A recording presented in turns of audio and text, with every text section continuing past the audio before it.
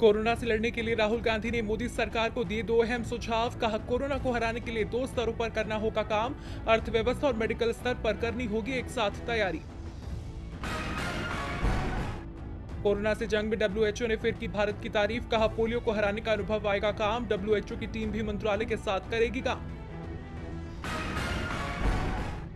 अलका लांबा ने केंद्र और केजरीवाल सरकार पर उठाए सवाल। कहा, देश की मोदी सरकार और दिल्ली की केजरीवाल सरकार बार बार पूछने पर भी आधिकारिक रूप से बता नहीं रही कोरोना के असली नंबर्स। उत्तर प्रदेश के मुरादाबाद में हमले के बाद स्वास्थ्य विभाग ने बदले नियम। अब घर घर जाकर नहीं होगी जांच, एक निर्देशित स्थान पर ही लोगों की कराई जाएगी जांच। लॉकडाउन के चलते ठप पड़ा कारोबार। मार्च महीने में घटा आयात निर्यात। मार्च में निर्यात में 34.57% की आई गिरावट। कोरोना की तबाही का ताजा आंकड़ा। देश में कोरोना के 12,380 मामले। अब तक कोरोना से 414 लोगों की हो चुकी है मौत। अब तक 1489 मरीज कोरोना से हुए ठीक। 24 घंटे में 941 नए केस आए सामने। 24 घंटे में 37 लोगों की कोरोना से मौत। एक दिन में 183 लोग कोरोना से हुए ठीक। 325 जिलों में कोरोना का एक भी मरीज नहीं। गृह मंत्रालय की ओर से मिली जानकारी के मुताबिक देश में जरूरी सामान उपलब्ध कराया जा रहा है। राज्यों को लॉकडाउन का पालन सख्ती से कराने का निर्देश दिया गया है और जो लॉकडाउन का उल्लंघन कर रहा है उस पर कार्रवाई की जा रही है। गृह मंत्रालय ने सोशल डिस्टेंसिंग का पालन करने को कहा है। साथ ही सार्वजनिक स्थानों पर फेस मास्क पहनना जरूरी बताया है। वहीं स्वास्थ्य मंत्रालय ने स्वच्छ पेयजल को लेकर एडवाइजरी जारी की। राज्यों की जरूरी चीजों की सप्लाई पर गाइडलाइन जारी की गई है। हेल्थ केयर में मेक इन इंडिया पर जोर दिया जा रहा है। साथ ही राहत कैंपों पर ध्यान दिया जा रहा है। वहीं आईसीएमआर ने कहा कि देश में 2 तरह की रैपिड टेस्ट किट आ चुकी हैं। अगर 2 शिफ्ट में काम किया जाए तो 78,000 से ज्यादा टेस्ट संभव हैं।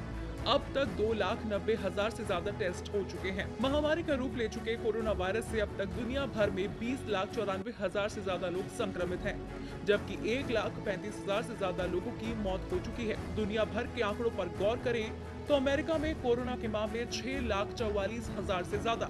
अमेरिका में मरने वालों की संख्या 28,000 के पार। इटली में संक्रमितों की संख्या 1,65,000 से ज्यादा। इटली में मरने वालों का आंकड़ा 21,645। स्पेन में संक्रमित लोगों की संख्या 1,82,000। स्पेन में 19,000 से ज्यादा लोगों की मौत। जर्मनी में कोरोना संक्रमितों की संख्या 1,34,000। जर्मनी में 3,804 लोगों की मौत। कोरोना वायरस से बचाव के लिए पूरी दुनिया के वैज्ञानिक वैक्सीन तैयार करने की कोशिश कर रहे हैं, लेकिन अभी तक किसी को सफलता नहीं मिल पाई है। हालांकि कोशिश जल्द से जल्द इसकी वैक्सीन तैयार करने की है। कोरोना वायरस से दुनिया भर के देशों की परेशानी बढ़ती जा रही है। इस परेशानी से निकलने की कोशिशें भी की जा रही हैं। कोरोना वायरस के संक्रमण को रोकने के लिए वैक्सीन की तलाश चल रही है और इस दौड़ में भारतीय वैज्ञानिक भी पीछे नहीं हैं। भारत में भी बड़ी तेजी के साथ वैक्सीन पर काम चल रहा है, लेकिन एक दावे ने वैक्सीन की आस में बैठे लोगों को झटका जरूर दिया है। कोरोना की कमर तोड़ने के लिए 6 भारतीय कंपनियां भी काम कर रही हैं, लेकिन शीर्ष भारतीय वैज्ञानिकों का कहना है कि जहां कोरोना का संक्रमण तेजी से फैल रहा है, उतनी ही तेजी से दुनिया भर में वैक्सीन का काम चल रहा है। लेकिन इस वैक्सीन की खोज की दौड़ को साल 2021 से पहले जीतना संभव नहीं दिख रहा। दुनिया भर के वैज्ञानिक इस जानलेवा महामारी की दवा तलाशने में जुटे हैं। वैक्सीन को लेकर क्या कह रहे हैं भारतीय वैज्ञानिक? फरीदाबाद स्थित translational health science and technology institute की कार्यकारी निदेशक और सीपीआई यानी महामारी तैयारी नवाचार गठबंधन के वाइस चेयरमैन पद पर भी नियुक्त है गगनदीप कांग। गगनदीप कांग का कहना है, कोरोना को हराने के लिए विस्तार और गति के हिसाब से वैश्विक शोध और विकास प्रयास बेहद बेमिसाल हैं। किसी भी वैक्सीन के परीक्षण की प्रक्रिया बहुस्तरीय, जटिल और कई अन्य चुनौतियों वाली होती है।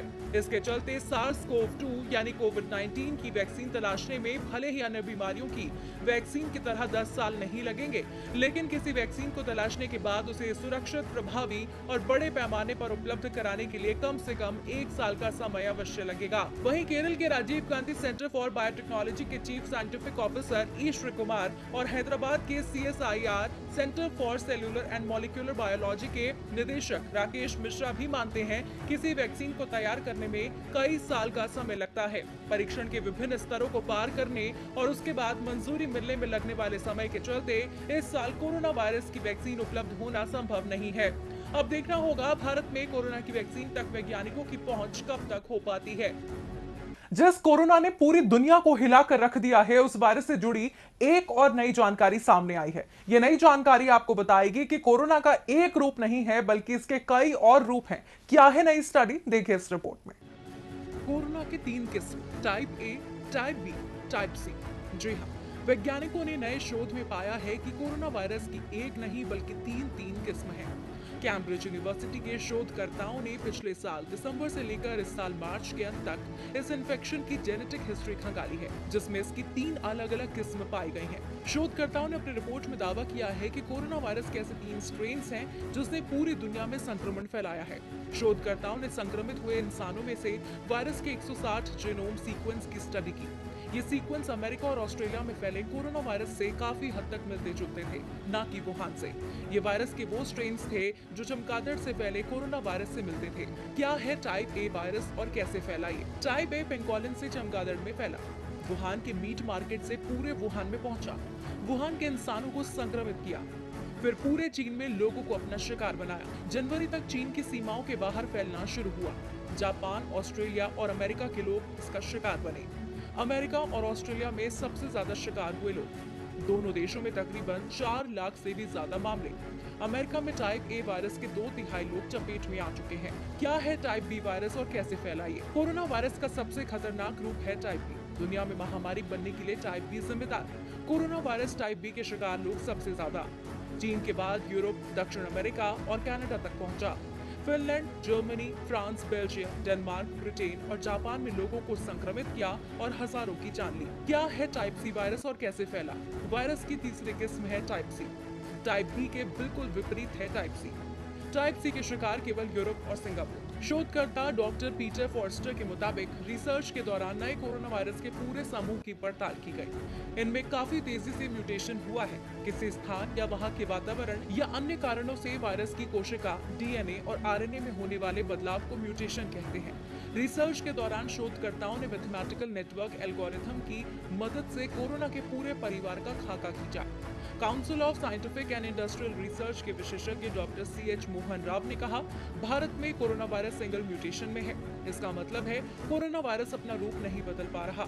अगर ये सिंगल म्यूटेशन में रहेगा तो जल्दी खत्म होने की संभावना है, लेकिन अगर वायरस का म्यूटेशन बदलता है तो खतरा बढ़ेगा और वैक्सीन खोजने में भी परेशानी होगी। कोरोना से पूरी दुनिया परेशान है, अर्थव्यवस्था को भारी नुकसान पहुंचा है, लेकिन एक देश ऐसा भी है जो इस मुसीबत से भी फायदा उठाने में लगा है। दूसरे देशों को खराब क्वालिटी का सामान बेचकर मुनाफा कमा रहा है। और सबसे बड़ी बात यह है कि दुनिया जिस कोरोना संक्रमण से परेशान है वो उसी की देन है। जी हां, हम बात कर रहे हैं चीन की। तो चीन कैसे मदद के नाम पर कई देशों को लगा रहा है चूना, देखिए इस रिपोर्ट में। पूरी दुनिया में कोरोना वायरस के मामले तेजी से बढ़ते जा रहे हैं, तो वहीं सभी देश कोरोना वायरस को लेकर अपनी जंग लड़ने में लगे हुए हैं। कई देश कोरोना वायरस से लड़ने के लिए उपयोग होने वाले उपकरणों की कमी से भी जूझ रहे हैं। उनके पास मेडिकल सामानों की भारी किल्लत हो गई है। इन सब के बीच चीन ने कई देशों के मास्क की आपूर्ति के लिए मदद का हाथ आगे बढ़ाया। कोरोना से मची तबाही के बीच अब दुनिया के कई देश चीन से प्रोटेक्टिव इक्विपमेंट्स की खरीद का ऑर्डर दे रहे हैं। दूसरी तरफ कई देशों ने चीन से आए प्रोटेक्टिव इक्विपमेंट की खेप को खराब क्वालिटी की वजह से लेने से इनकार कर दिया। कुछ दिनों पहले चीन ने कनाडा को 60,000 से भी ज्यादा मास्क भेजे थे। उनमें से ज्यादातर मास्क खराब निकल गए। वहीं कोरोना वायरस के बढ़ते खतरे के मद्देनजर फिनलैंड ने चीन से 20 लाख सर्जिकल मास्क और 2,30,000 रेस्पिरेटर मास्क खरीदे थे। लेकिन इसके खेप पहुंचने के एक दिन के बाद ये बात सामने आई कि शिपमेंट में भेजे गए मास्क कारगर नहीं हैं। इनका इस्तेमाल अस्पतालों में काम कर रहे डॉक्टर, नर्स और दूसरे स्वास्थ्य कर्मी नहीं कर सकते हैं। यही नहीं, ऐसे और भी कई देश हैं जहां चीन के भेजे गए खराब मास्क पाए गए हैं। उनमें स्पेन, चेक रिपब्लिक और तुर्की जैसे देश शामिल हैं। इन देशों ने आरोप लगाया कि चीन की कंपनियां मुनाफे के लिए खराब इक्विपमेंट्स की सप्लाई कर रही हैं। हालांकि चीन इन आरोपों का शुरुआत से खंडन करता रहा है। चीन का कहना है अमेरिका के इशारे पर ऐसा किया जा रहा है।